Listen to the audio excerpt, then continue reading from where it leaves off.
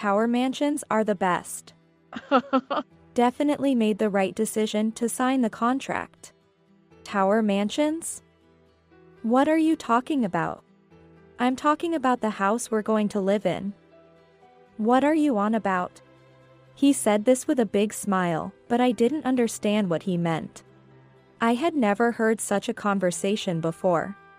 That money is? Yeah. That's right. It's the insurance money left by my previous husband. Then, the intercom rang. His mother-in-law was standing there. Mother-in-law? Why are you here? I'll come in. The mother-in-law walked into the house. Been waiting for you, Mom. You mean that matter, right? Yes, that's right. Well, have a seat. From the interaction, it appeared that the mother-in-law also knew about the tower mansion. I was the only one left out of the loop. Then, my husband said something outrageous. We'll be living in the tower mansion, the three of us. I can't just agree to this all of a sudden. If that's the case, it's fine if we get divorced. I don't mind. I was speechless at his incredible selfishness. Then, the mother-in-law also started mocking me with a grin. There's no need to be surprised. You'll take care of all the housework, okay? Not only had he signed a contract for the tower mansion, but he was also treating me like a housekeeper. I had supported us by balancing work and household chores, but I had reached my limit. I went to the bedroom, took something out of the drawer, and showed it to my husband and mother-in-law. What's this? It's a divorce paper. My name is already on it. It was a good thing I had prepared it in advance. Both my husband and mother-in-law looked at each other in shock. After that, I divorced my husband and moved abroad. The revenge didn't end there. This is just the beginning. What awaited my husband and his family was a far too great a consequence. I am Susan, and I turned 40 last month. Currently, I work at a securities company. I became deeply interested in investing during college. That's when I met my first husband. Hey, want to grab a meal sometime? Sure. Where shall we go? I found a nice place recently. Look forward to it. We continued as good friends. And he proposed to me around the time of our college graduation, and we got married. My husband was an investor and had a decent amount of assets. However, he never bragged or felt content with just that. I think it was truly a happy time. Your husband has been in an accident. Please come to the hospital immediately. It was right after I finished work and was heading home. I rushed to the hospital, but my husband was already cold. My mind went blank, and I don't remember much after that. I was 30 years old at that time. For several years after losing my husband, I couldn't accept reality and just let time pass. I inherited his assets, but honestly, it didn't matter to me. Are you okay? Oh, yes, I'm fine. You don't seem fine, though. The one who kindly spoke to me was Kevin, a senior colleague at my company and now my husband. At that time, I was grieving the loss of my first husband, but I also felt lonely. He listened to my complaints and stories without ever finding them troublesome. In hindsight, I might have been an easy target back then. How about we go out for a meal sometime? Oh, yes. I found a good place, but it's hard to go alone. I felt at peace when I was with Kevin. Our relationship continued, and he proposed to me when I was 34. I accepted. I hadn't forgotten my first husband, but I indeed wanted support. I told my parents, but one person was against it. But I've made up my mind. I'm worried. Are you sure he's okay? What do you mean? Isn't he just after your money? That's not a problem. We haven't even talked about that. My sister, who lived abroad, was unmarried and enjoyed her single life. I admired her, but I wanted someone by my side. Eventually, my sister seemed to accept it, and my married life with Kevin began. However, there was one concern. It was the presence of the mother-in-law. Susan, from now on, you'll follow my instructions. Though we weren't living together. She suddenly said this when she visited our new home and then just left. Huh? Sorry about that. I didn't expect her to say something like that. Don't worry about it. Okay. At that time, I managed thanks to my husband, but since then, she regularly came to nag and then left. One weekend, she said something unexpected. By the way, Susan, you were widowed from your first husband, right? Yes, that's right, but what kind of person was he?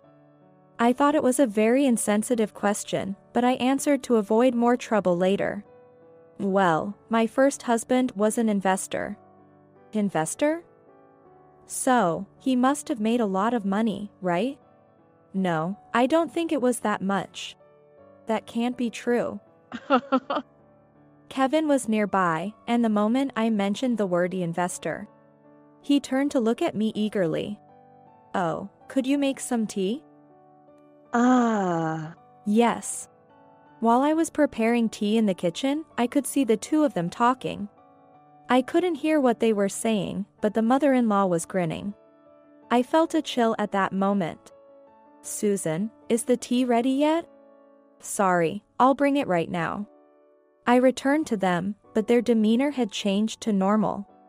Later, the mother-in-law left after some casual conversation. Then, while preparing dinner, why didn't you tell me, huh? About your first husband? Well, I just thought it wasn't necessary to talk about. Does that mean you don't trust me? Why would you think that?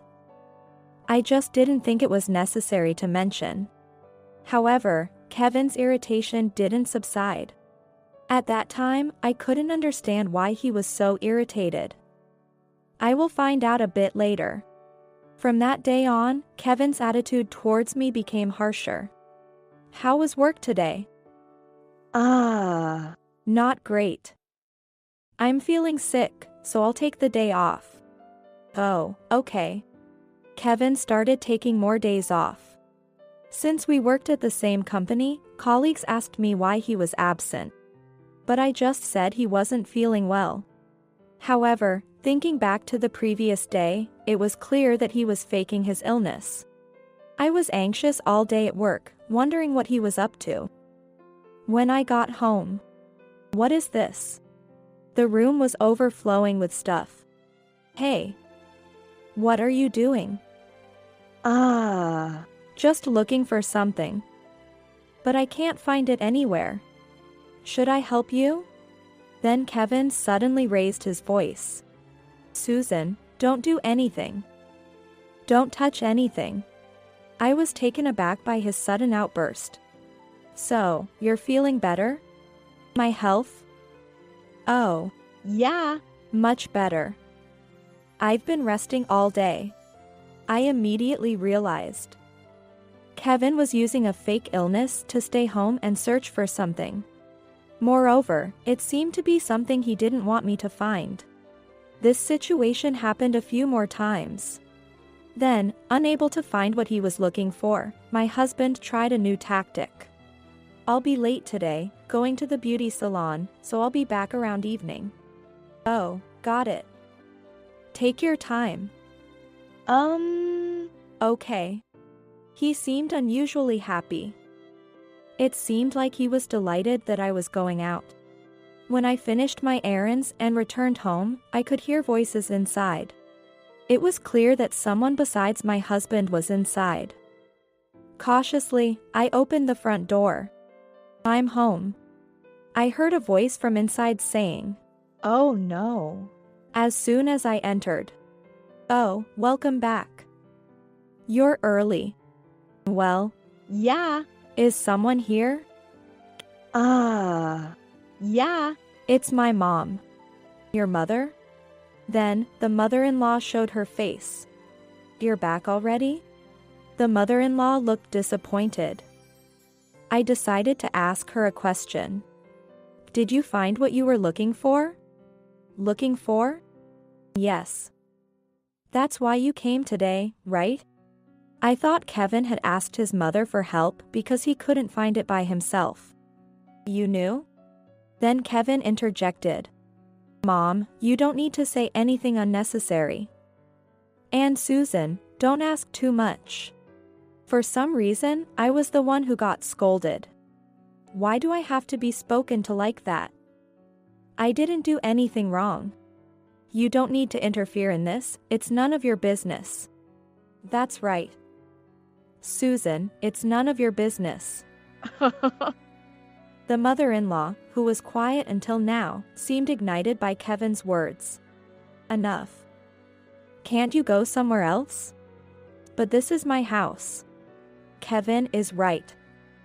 You should stay outside until we say it's okay. See? Just as my mom says, please leave. I was forcibly pushed out by my husband and locked out of the house. They even put the chain on the door.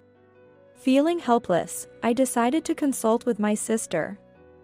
She's always reliable in times like this. Hello? Sister? It's rare to get a call from you, Susan. What's up?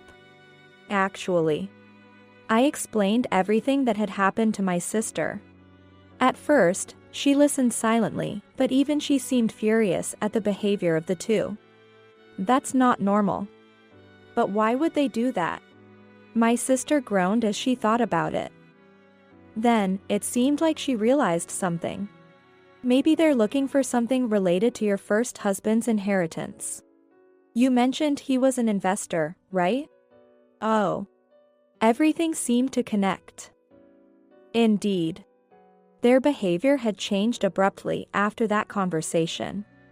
It looks like you hit the nail on the head. Yeah. After ending the call, I killed some time before returning home. The house was unlocked, so I went inside. The mother-in-law had left already. Sorry about earlier. It's okay. I'm not worried about it. Okay. He seemed relieved, but inside, I was burning with anger. For a while, they behaved themselves, but it was clear they hadn't given up. That's why I acted immediately. I deposited the passbook with the assets from my late first husband in a safe deposit box. I thought this would keep it safe, as only my sister and a close friend knew about it. This should keep it hidden from them and safe. Furthermore, I prepared a divorce paper so I could leave anytime.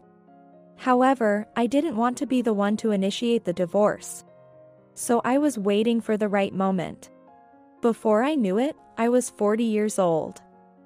The one place where I felt at peace was at work. Are you going out today? Yeah. Mom wants me to help with her shopping. Have a good time. He started going out with his mother every week. It was obvious they were planning something without telling me. At this point, I was almost hoping they would cause some trouble. The mother-in-law also began inviting me to her house frequently. I want to tidy up a bit. Help me out, will you? Okay. Start with the shed outside. The mother-in-law lived alone in an old-fashioned house. It would be difficult for her to manage everything by herself. However, I felt it was strange she had never asked for such help before. They're up to no good again. I worked hard to clean up the shed. It hadn't been sorted for years and was overflowing with dust and garbage. After hours of cleaning, she then asked me to clean inside the house. Come on, don't just stand there. Get moving. There's still plenty to do. She said this but only gave instructions from the living room. I could have complained, but I knew it would only make her angry, so I held back. I thought it would be useful to save this for the right time. I'm done with everything. Okay, you can go home now. I glared at her, not even a word of thanks. What's with that face? Nothing. If you have a complaint, just say it. I have none. You know how to irritate me. I thought the same about her. Continuing like this would drive me insane. From then on, I started refusing her requests by making up reasons. However, the mother-in-law didn't like this and reported it to my husband. I heard you've been refusing mom's requests lately. I can't always be going over there. She's your mother-in-law, after all. Then why don't you go? You're her son, after all. What? Despite his continued complaints, I didn't pay much attention. Getting involved in every little thing was just too exhausting. Then, one weekend, my husband, who had made it a habit to go out, returned home with an unusual expression. I braced myself, sensing something was up. Welcome back. We need to talk. Please sit down. Talk? I was in the middle of preparing dinner. I stopped what I was doing and sat down on the sofa. He had a smirk on his face. Tower mansions are the best. Signing that contract was the right move. Tower mansions? What are you talking about? About the house we're going to live in. What about you? He said this with a broad smile, but I didn't understand. I had never heard such a conversation before. And he shouldn't have the money to buy such a thing. Where did you get the money? Yeah. From the insurance money left by your previous husband. Then the intercom rang. The mother-in-law was standing there. Mother-in-law? Why are you here? Let me in. She walked right into the house. Been waiting for you, Mom. About that matter, right? Yes, that's right. Have a seat. From their exchange, it seemed the mother-in-law knew about the tower mansion. I was the only one left out. Then my husband said something outrageous. We'll be living in the tower mansion, the three of us. You can't just spring that on me. If you don't like it, we can get divorced. I don't mind. I was speechless at his selfishness. Then the mother-in-law also started mocking me with a grin. It's not surprising. You'll take care of all the housework, okay? Not only had he contracted the tower mansion, but he was also treating me like a maid. I had supported us by balancing work and household chores, but I had reached my limit. You don't think I could buy something like that, do you? Yes, I do. But it's not me who's paying for it. You mean me? Exactly. You must be hiding the inheritance from your previous husband from us, right? We couldn't find it, but we realized we don't need to find it. That's awful. Say whatever you want. They had changed their strategy, realizing they couldn't find the inheritance. But they were mistaken if they thought I would just comply. I went to the bedroom, took something out of the drawer, and showed it to my husband and mother-in-law. What's this? It's a divorce paper. My name is already on it. It was a good thing I had prepared it in advance. Both my husband and mother-in-law looked at each other, shocked. They probably never imagined I would resort to such a measure. If you do this, you'll be the one to regret it. Are you sure? Yes. I've been looking for the right time to divorce for a while now. Think it over. Doing this won't make anyone happy. It's too late for that. I've already made up my mind. Then do whatever you want. Kevin. Are you serious? Calm down a bit. It's useless to talk to her anyway. This was convenient for me. Then could you sign it now? It's okay, for you, right? Fine. I'll sign it. He signed the paper and stamped it, ignoring his mother's advice. Such a foolish man, making decisions based on temporary emotions. Thank you. I'll file this. If you're satisfied, then leave as soon as possible. I was going to do that anyway. Goodbye, mother-in-law. Wait, Susan. I left the house. For the time being, I checked into a hotel to think about what to do next. It had been a long time since I felt this calm. Then, I contacted my sister. I wanted her advice on what to do next. I need some advice.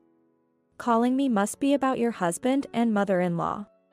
You always see right through me. So, what happened this time? Actually, I'm thinking about getting a divorce. I already have the papers. I see. She wasn't surprised. She probably thought it was only a matter of time. I can't outdo my sister. And the reason is terrible. He contracted a tower mansion without telling me. What? So he found it? No. They couldn't find it, so they resorted to this as their last option. That's so foolish. My sister sighed. Now all that's left is to file the divorce. But I'm not sure what to do next. I have a good idea. What? Tell me. I was surprised by my sister's suggestion, but it seemed like a good idea. The next day, I submitted my resignation to the company. I enjoyed my job and wanted to continue. But the thought of being in the same space as my husband made me sick. They tried to keep me, but I explained the situation and they understood. Then, a week later, I was set to meet my sister at the airport. In the meantime, I got everything ready, and there was no contact from my husband or his family. See you at the airport tomorrow. Okay. Are you all set with your luggage? No problem. I disposed of everything I couldn't take while no one was at work. The next day, I filed the divorce papers and flew to England with my sister. I had only been to England once before on a trip with my late first husband. I was nervous, but equally excited. The mother-in-law might have realized it. But my husband faced a consequence too significant to imagine. The only regret I had was not being able to see his reaction when he realized it. This is your new home from today. Pretty nice, huh? Nice is an understatement. It's huge and wonderful. You can do whatever you like here now. Thank you. Honestly, the house was far more impressive than the tower mansion. My husband had contracted. The thought of starting a new life in this house filled me with excitement. 3 days after arriving in England. Hello? Susan? Stop, Kevin. I got a call from my mother-in-law, and she blurted that out as soon as I answered. I had expected them to contact me eventually, but I didn't think it would be her. Please calm down. He's been acting strange since you left. Acting strange? He tried to cancel the mansion contract and couldn't. And now it seems like he's not even coming home. My husband probably couldn't handle the reality and ran away. Even if that was the case, it had nothing to do with me anymore. That might be difficult for you, but it has nothing to do with me. Please solve your issues on your own. Hearing this, the mother-in-law lashed out in anger. It's all your fault for keeping secrets. Take responsibility. I took a deep breath. Don't blame me. It's his fault for going on a rampage. You're the worst. The worst ones are you guys. Anyway, what happens to you is none of my business. Goodbye. I hung up the phone. My sister approached me. Your ex-husband? No, his mother. It must be something trivial, right? Yeah. They're having trouble canceling the contract for the tower mansion. That's their fault.